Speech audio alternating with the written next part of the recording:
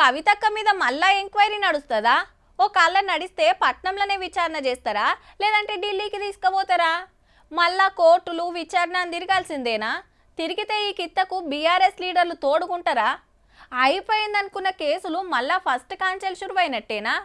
కోర్టుల సిబిఐ ఆఫీసర్లు ఏం వాదనలు వినిపిస్తారు అని అప్పుడే చర్చలు చాలైనాయి అబ్బా.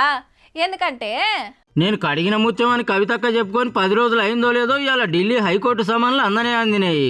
సిబిఐ ఆఫీసర్లు హైదరాబాద్ లో అక్కోళ్ళ ఇంటికి వస్తే ఆమె పెనిమిటి Anil sir తీసుకుండట.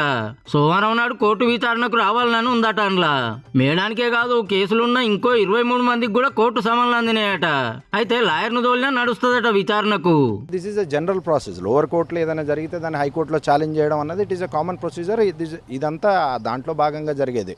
There is nothing much to attract to it. Delhi liquor కేసులో కవితమ్మ తప్పేం లేదని రౌజ్ అవెన్యూ కోర్టు తీర్పిచ్చింది కదా మొన్న. దాని మీద హైకోర్టుకు పోయిరు సిబిఐ ఆఫీసర్లు. ఇప్పుడు ఆడ ఎంక్వైరీ చాలా అయింది.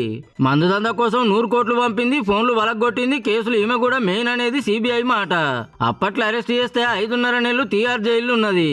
బెయిల్ మీద బయటకు వచ్చినాక పార్టీల పడిరాక పదవులకు రాజీనామా పెట్టి కొత్త పార్టీ పెట్టే పనులు ఉన్నది. ఇంతలోగా కేసులకెళ్ళి బయటపడ్డదనుకుంటే ఇప్పుడు మీది కోర్టుకు పోయిందన్నట్టు. చూడాలి మరి ఈడేమవుతుందో.